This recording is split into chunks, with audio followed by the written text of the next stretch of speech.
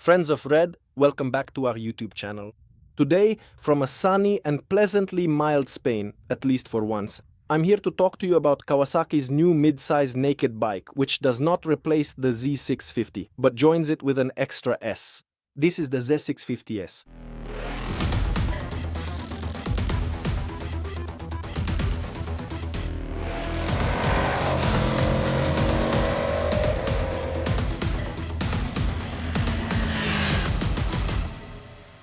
The Z650S will join the standard version in the Kawasaki lineup, offering a new option among the detuned naked bikes for the A2 license.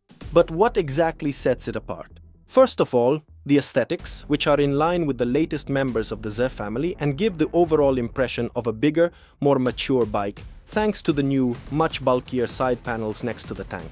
The other fundamental change concerns the entire riding ergonomics. The seat is 15 mm higher, while the new fat type handlebar with variable section is 30 mm wider, 10 mm higher, and a full 40 mm further forward. This way, the rider has more space for both legs and arms, with a slightly more forward-leaning posture. Passenger comfort has also received Kawasaki's attention, with a seat that is 20 mm wider and 10 mm thicker.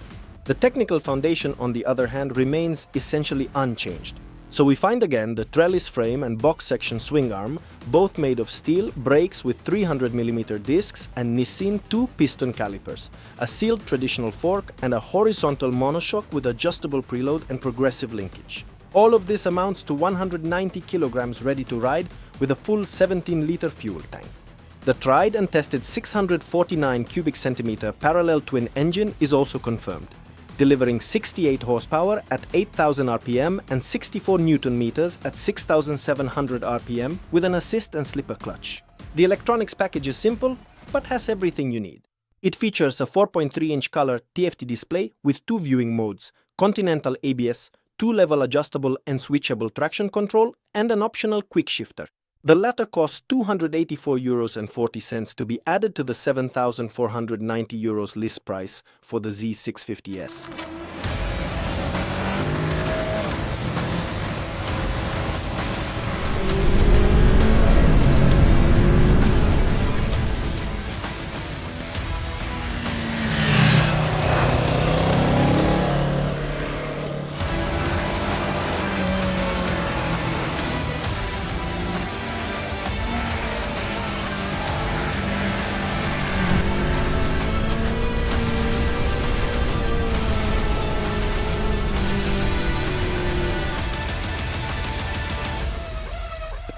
Well, here we are, literally on the beach at Tossa de Mar after riding about 150 kilometers on the new Kawasaki Z650S.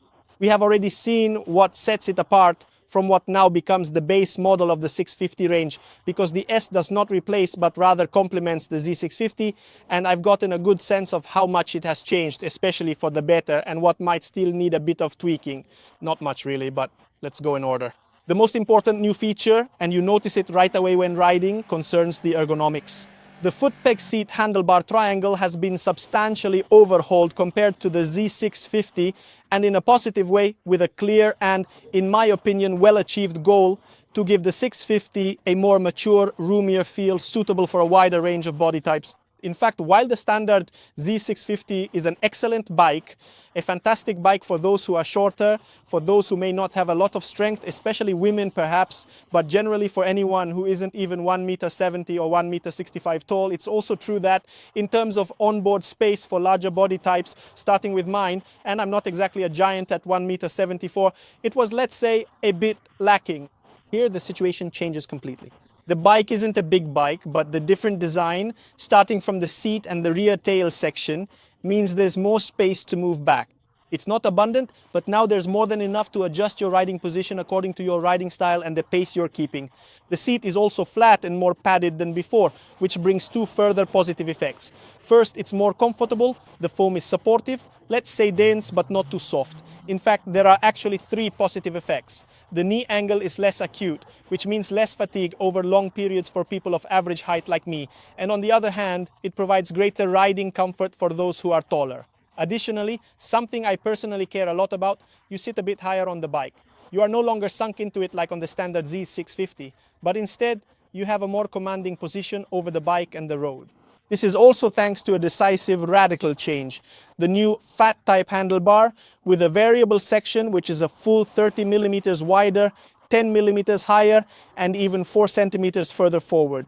This means that the riding position remains natural, but it also means having a bit more weight on the front, a longer lever arm, and in general, along with, and this isn't a technical detail but more of a psychological one, the broader shoulders here on the bodywork at the sides of the Z, you get the sensation of a bigger bike. However, this doesn't actually have any negative effects in terms of weight, agility, or handling right from the start, because as we've seen, we're still at 190 kilograms ready to ride with a full tank of fuel. So, in my opinion, these are ergonomic changes that are absolutely spot on and, as I see it, were necessary.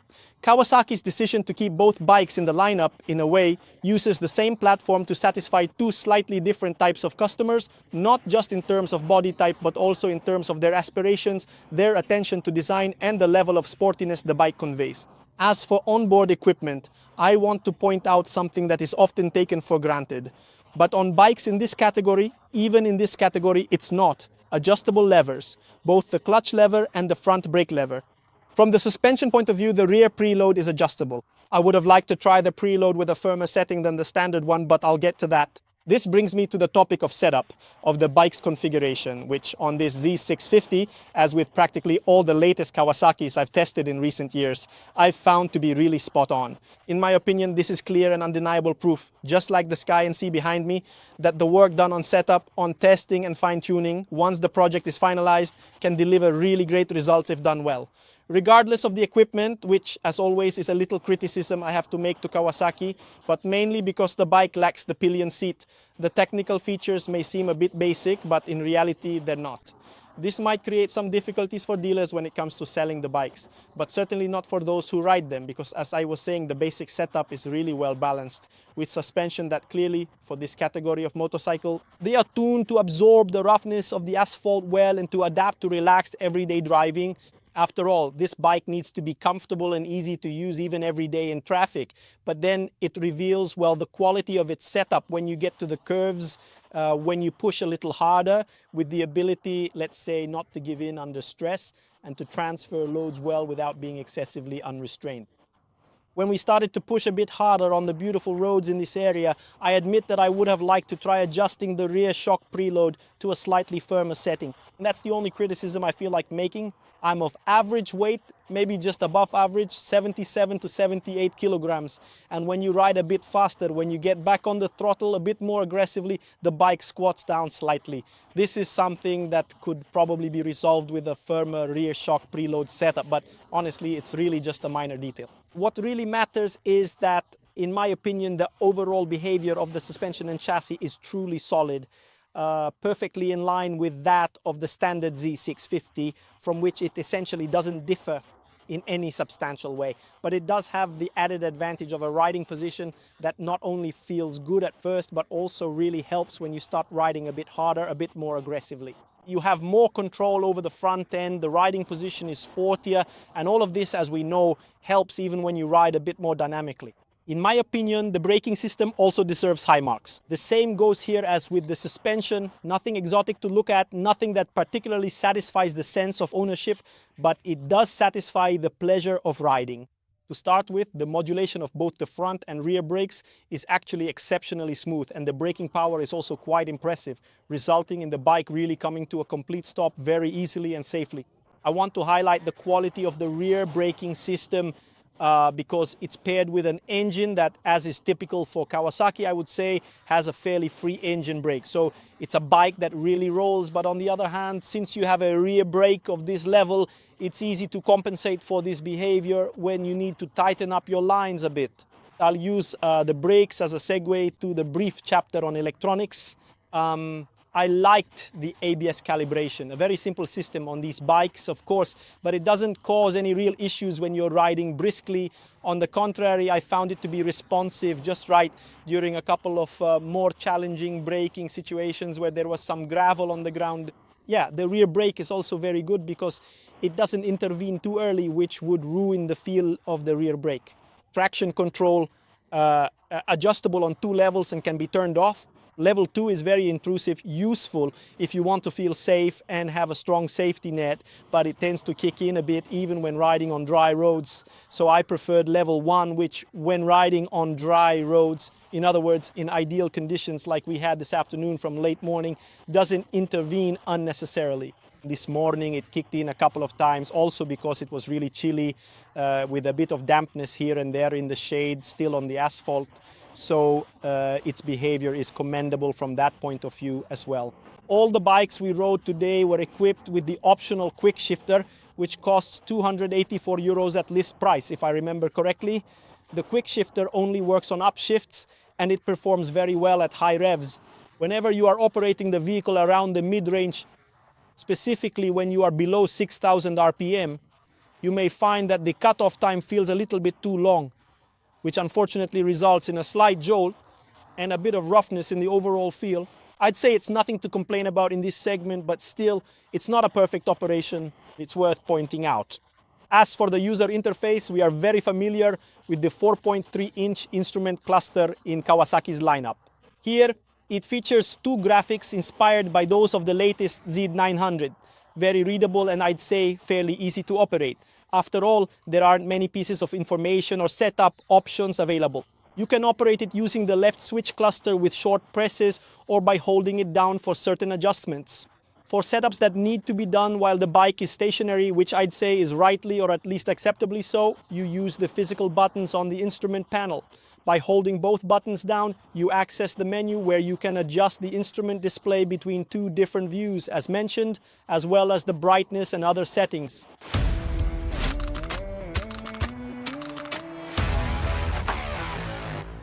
At this point, I won't dwell too much on the engine chapter because it remains unchanged. It's the parallel twin Super Quattro from Kawasaki, which we've known for ages now, thoroughly tested, delivering 68 horsepower with an incredibly linear power delivery from about 2,000 to 10,000 RPM. I can't recall exactly when the limiter kicks in off the top of my head, but the power delivery is super linear, which makes for both relaxed riding and more spirited riding. You always know what to expect from the engine. The throttle response might not be 100% perfect. At certain revs, there are some moments of excessive responsiveness. I wouldn't quite call them on-off. They seem more like transmission play, but every now and then, at the very first twist of the throttle, you do feel a slight jolt. Still, it's really just a minor note. For the rest, I'd say there's all the power you need for a bike of this type. Obviously, you need to favor the higher end of the rev counter if you want to keep a good pace. It's an engine that may not be the benchmark in its category, but I still really like it for its honesty, for its ability to always give everything it's got. Then speaking of the engine, it's worth opening the chapter on vibrations, which, in my opinion, thanks to the foam in the seat and the different handlebar, is another area that's improved compared to the standard Z650. That is, on the seat, vibrations are almost unnoticeable at any revolutions per minute. You do feel them a bit at high revolutions on the tank and very little on the foot pegs, which have rubber inserts that do their job well. But I always like to point this out. They're dense and firm enough not to cause any issues with feel during sporty riding when you're moving around on the pegs to shift on the seat. Vibrations are a bit more noticeable on the handlebar, especially at high revolutions when you're spending a lot of time in the upper range of the revolution counter, either for sporty riding or highway cruising. But I have to say overall, I repeat, it's better than the standard Z650 as far as I can remember.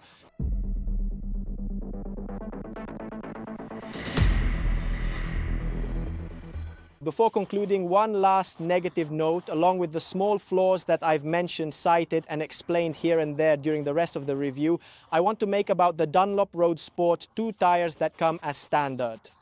These tires, as you probably know if you follow motorcycle reviews, not just mine, but from the whole Red editorial team, have never really been fully liked by anyone.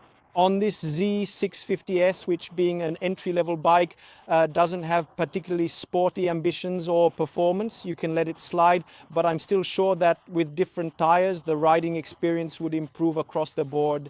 These tires have a very stiff carcass, which tends to reduce the feeling, especially at the front, particularly when the temperatures aren't at least spring-like or higher.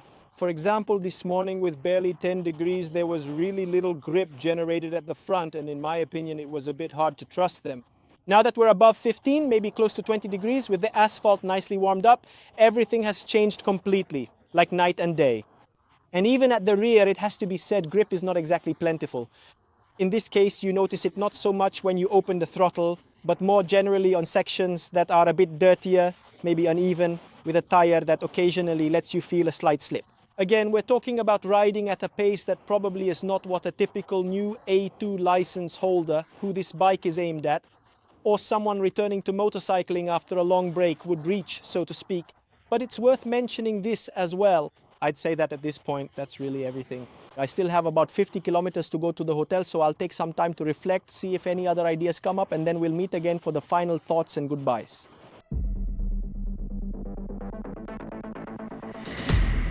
Well, here we are back at the hotel. Obviously, this isn't the Kawasaki Z650 that I rode here. It's a model placed here specifically for the video. In the 50 or 60 kilometers I rode to get back here on time, considering I was quite late and had to, let's say, really speed things up, I made a couple of additional notes. One is that, in case you're interested, the Z650S, just like its sister at this point, the Z650, is very stable, even at high speed, extremely high speed, excessive speed, but that's another story. The other thing to confirm what I was saying is that the only thing I really didn't like are the stock tires. This specifically concerns high-speed braking, where a couple of times I went, let's say, a bit too aggressive, not really street riding, more like track riding, on the front brake as roundabouts were approaching very quickly. In those moments, the ABS kicked in, but in my opinion, that's not an ABS calibration issue. Once again, I think it's due to the tires, which in the initial phase of load transfer deform very little.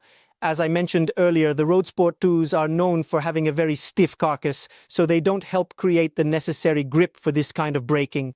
Obviously, this isn't something typical in terms of how a Z650S is usually used, but it does confirm what I was telling you earlier. That said, I think I've told you pretty much everything. As always, all that's left for me to do is invite you to join the discussion in the comments below if you want any extra information or if you've tried the bike and disagree with what I've said. As always, just be civil and let's open up the discussion. And of course, don't forget to like the video, and if you haven't already, subscribe to the Red Live YouTube channel. We'll see each other again here in just a few days with another video. As always, as I like to say, fueled by passion, expertise, and of course, full throttle.